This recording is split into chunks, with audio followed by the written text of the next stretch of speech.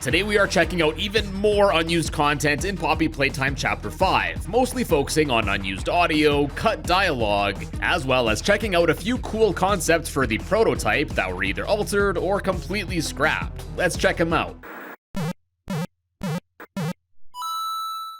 Alright, so one of the most contentious parts of Chapter 5 seems to be the big reveal of what the prototype actually looks like after teasing us for 4 chapters, with some thinking that the design is pretty cool and others being immensely disappointed, wanting something creepier, more similar to Catnap's shrine seen in Chapter 3.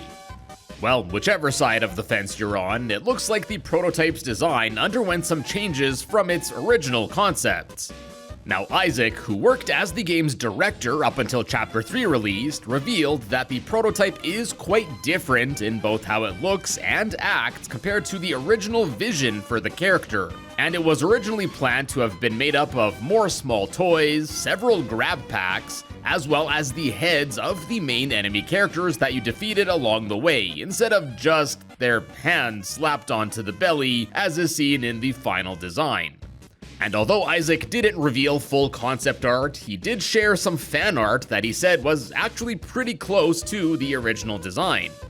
But thankfully, we actually did get some official prototype concept art as Cosmic Cosmo, another former Mob Entertainment dev who worked as the lead 2D artist for the first 3 chapters, shared some of her concept art for the character.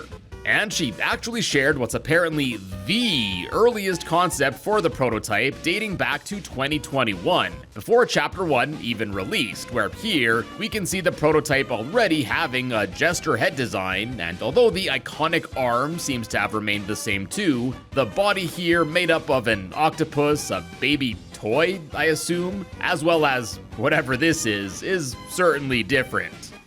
She also mentions that this prototype concept was toy-sized as opposed to being as massive as he was eventually changed to be. And I assume this must have been from the point in developing the series where the game was to take place from the perspective of a toy, as is seen in an early screenshot of the game that I believe was shared by some of the devs. Then moving on to this concept art from 2023, we can see the prototype much larger and more akin to the final design we got, even still having the visible ribs, though it looks like we can also see the lungs here as well, which I don't believe are visible in the final design, and the neck was much longer here as well. Now, apparently, the original plan for the prototype's neck was for it to be much longer, as was hinted at Catnap's shrine. And in this sheet, we can see how the neck was conceptualized to look, as well as various different face ideas, including one with the prototype's mask having been broken, revealing the skull behind it, or just his face straight up being a skull. The skull face ideas are even further explored on this next sheet, where we can see the different face ideas, including having cracked eyes, different smiles, and more. Cosmic Cosmo also shared that the prototype was the very first Poppy Playtime character that she made concept art for back in 2021, and then also the last one she worked on in 2023, so it's definitely a nice full circle moment. And personally, honestly, I didn't really mind the prototype's final design that we did get in Chapter 5, though I think a creepier one with some more body horror type elements would have been super cool, at least more interesting than just some hands at the front. Perhaps not as marketable, but something like this, more in line with the original ideas, would have been crazy. After this, Amber Loves Bugs, who works as an artist for Mob, shared this cool concept animation where we can see Prototype's head having yet again a different design and also retaining the original long neck idea. Now, apparently, this was intended as a test animation to show an idea for the prototype's final entrance, and I won't include it here due to possible copyright concerns, but it's set to the dialogue from the show Arcane, which is kinda cool. And that's actually not all for the prototype either, as Malachi Breckenridge, who's no stranger to this series as we featured his behind-the-scenes work in several videos in the past, also shared this unused prototype jump scare animation where he'd pick up the player, put his fingers together, and then tickle the player. The jump scare animation we got in the game is cool too, but this one would have definitely been nice to see as well. And the way this animation goes, it also harkens back to the way that the prototype kills Catnap back in Chapter 3. There's a bunch more concept art and other behind-the-scenes footage that's being shared almost every day, it seems, by some of the other devs and artists, but I think I might wait a little bit until more gets posted to cover it all in some more detail. Now, before we go on, a quick shout out to my channel partner Natura Pine for sponsoring this segment of the video. Natura Pine makes amazing, high quality, and great tasting toothpicks, and before you get to the comments, no, much like bubblegum, they're not for eating, but they can be super helpful with cutting cravings, and great if you just like having something to fiddle around with or chew on. In addition to banger flavors like winter mint, Japanese peach, and campfire coffee, Natura Pine also just released their brand new summer blueberry flavor, and it's honestly just so good. So if you or anyone you know would be into trying some tasty premium zero sugar toothpicks, help support the channel and check out Natura Pine with the link in the description and save 10% on your orders, and they got various bundles so you can save even more. Now, we covered some Globy audio stuff in my last video where the file names potentially revealed some cut functionality. And additionally, this chapter actually has a bunch of audio that seems to go unused. First off, making a grand return from what we heard left over in Chapter 4, we got quite a few unused early audio clips, some again seemingly just being quick scratch takes recorded by some of the developers. First up, we have several recordings listed as actually being for Doughy, for an LS test audio sequence made by Andrea Pinotti, who works as a level designer at Mob Entertainment. So, here's my first exhibition. Hope you enjoy.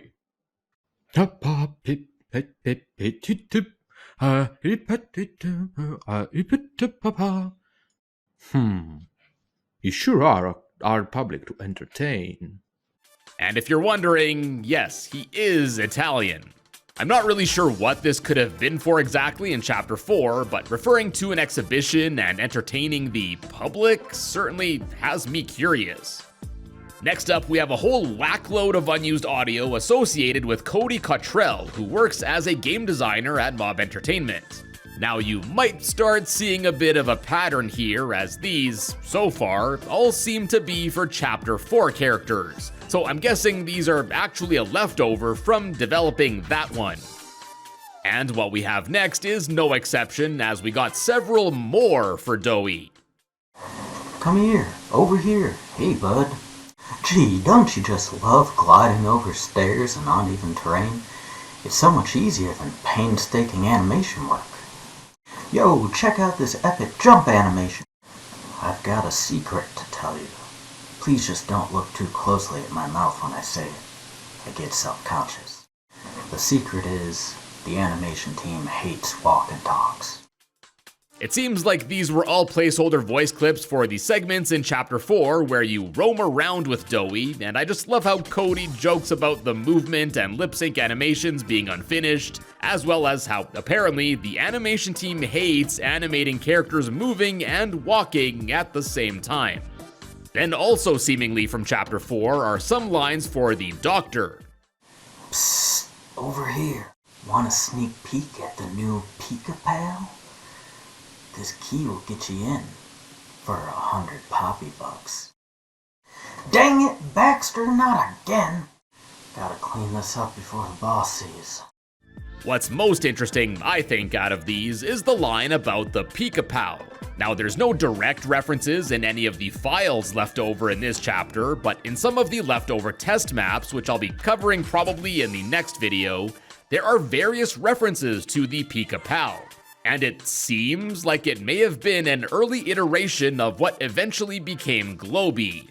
But yeah, we'll explore more of that soon.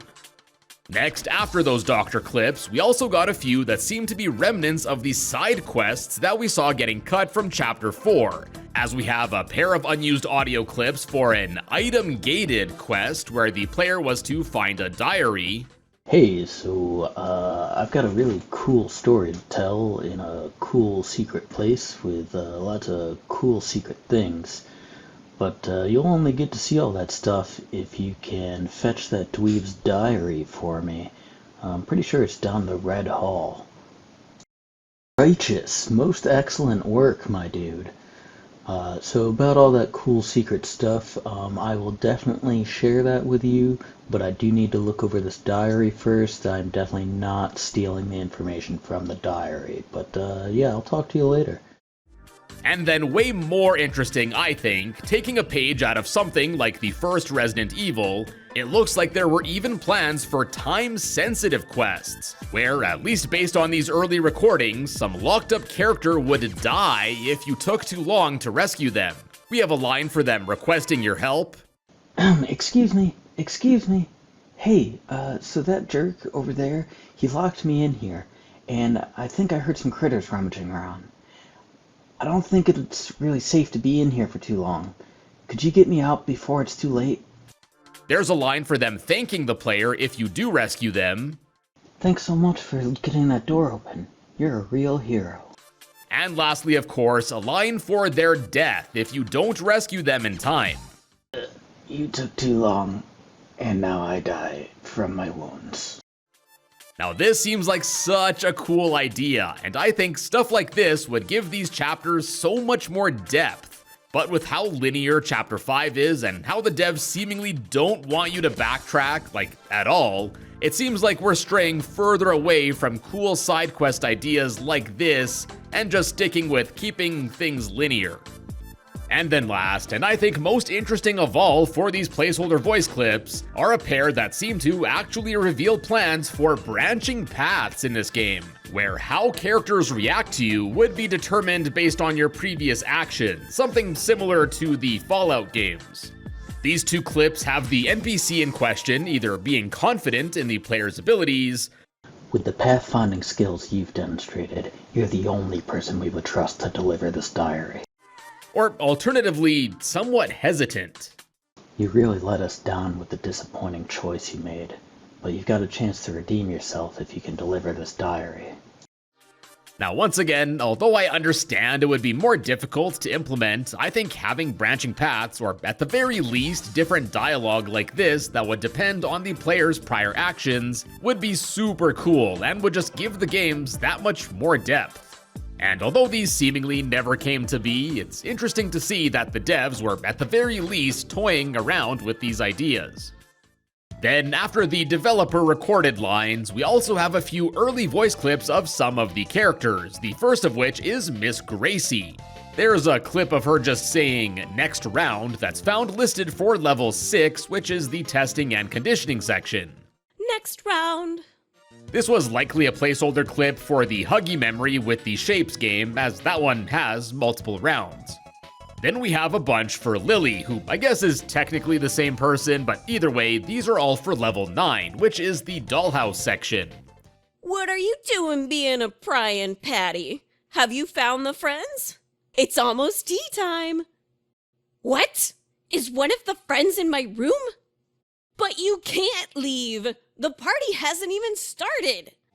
These lines definitely aren't as good as the final ones, but they kinda have a charm all on their own. Here's a side-by-side comparison of the one.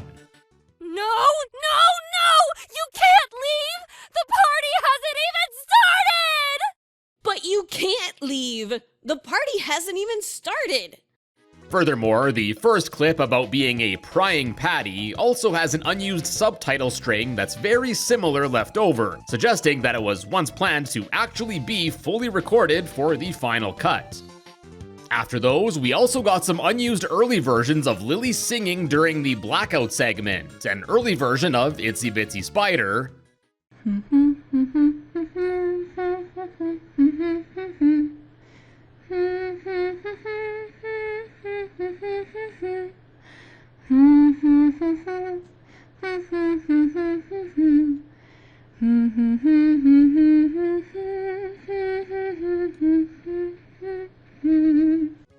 as well as Frère Jacques, a song that she isn't heard singing in the final game.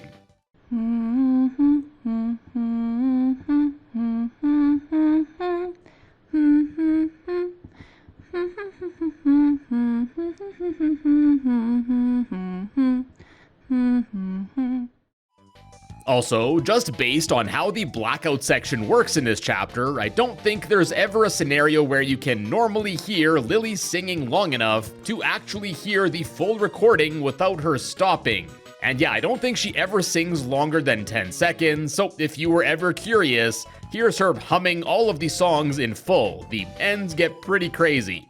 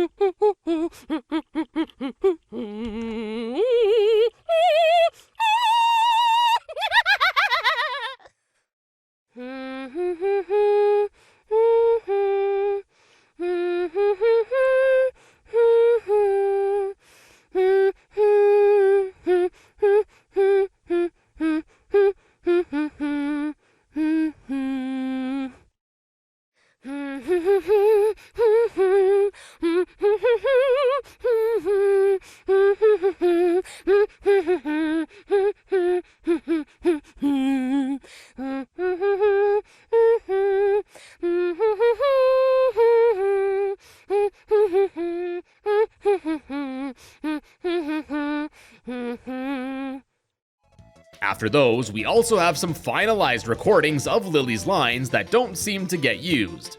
First are a pair of her warning the player to return back to where she is if you stray too far away while she's talking, whereas in the final game, she just kinda starts counting down. First is a line giving the player 3 seconds to return, which is different than the 5 she gives you normally in the game. You have until the count of 3 to get over here, or it's time out for you!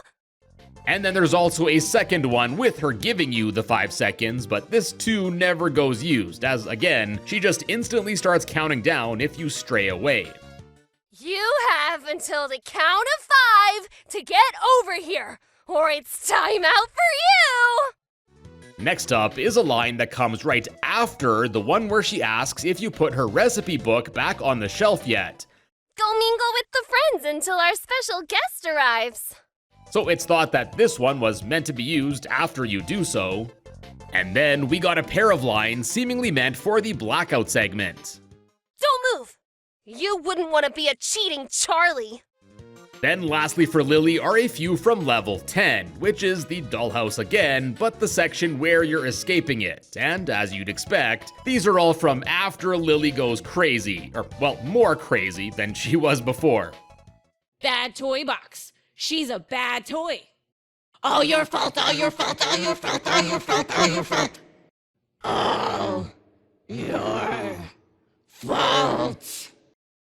Then going back to level 9 in the dollhouse, there are several early clips for Poppy, the first of which are some for her talking to the player and seemingly helping them navigate. I think it's this way. Up here! We found a way out. Hurry! What's going on? And then secondly, although these lines themselves aren't cut, there are some seemingly early recordings of her lines that you do hear when you first find her and Kissy in the jail room in the dollhouse basement. It's you. You're alive. I'm sorry for all of this. For bringing you here. For Ollie. For running away. I thought if we could just get the orphans out. I didn't know she was still here. Lily, if you could help us get out, maybe find a lever or a key, anything. Next, we actually have a few more unused early voice clips associated with the Huggy memory sequences, but I didn't include them earlier as they seem to feature a different voice actor, I think. Anyways, these include intro dialogue from, I suppose, an early Miss Gracie for the second round. Very good, Huggy. You're doing great. Now, I think someone's ready for round 2, don't you? It'll be a little harder, but I believe in you, Huggy. Those who have joy don't fail. Then there's also a clip for the third round. My, well, aren't you impressive? You're close, Huggy. So close, just a little more, and you'll be exactly the kind of toy the friends need. Be the joy. And lastly, we got like 10 different voice clips of Miss Gracie scolding Huggy for, I'm thinking, destroying the different bits of furniture found around the room. And oddly enough, being numbered 1 through 11, the 10th clip is missing. That's not very nice, Huggy. Stop that. No. Bad toy. Uh-oh. Now. Stop. You're not being a good toy. Let in joy, Huggy. Does this feel like joy? You don't have to be angry, Huggy. Just let us in. And then there's also another take for the first line titled Break OBJ1, I think confirming my theory of what these are for. That's not very nice, Huggy. Now, I don't know about you, but as creepy as Miss Gracie was in all of the TV clips in this chapter, something about these early recordings here just sounds pretty unsettling, like they almost don't sound human.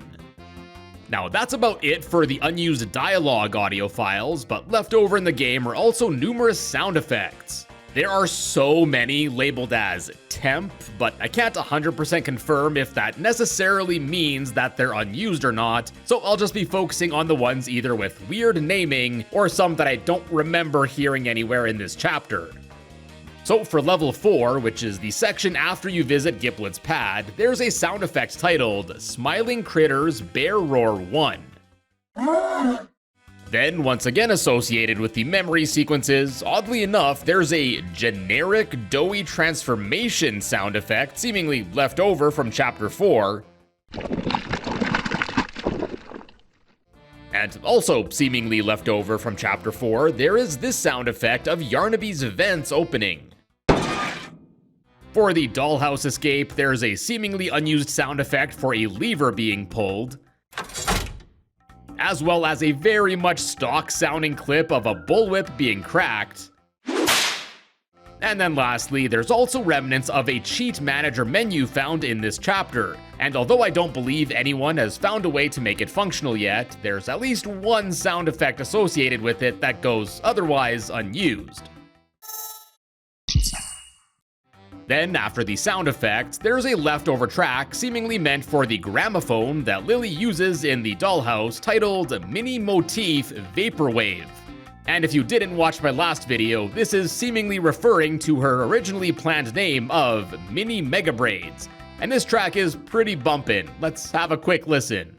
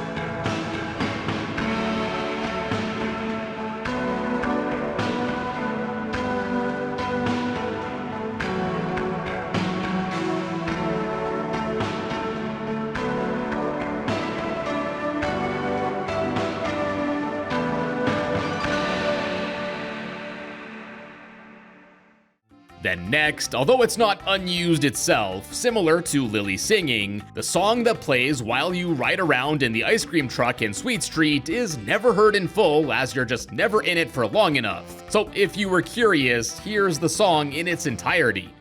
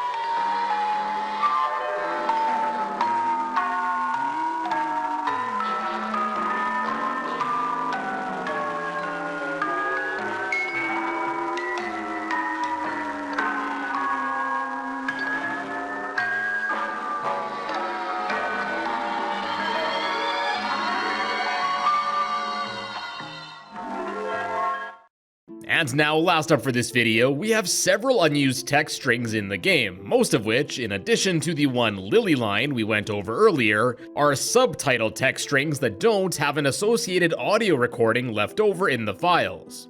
First up, we actually have a pair for the wrong side automals, the first of which would have been for one of them asking the player to spare them some food.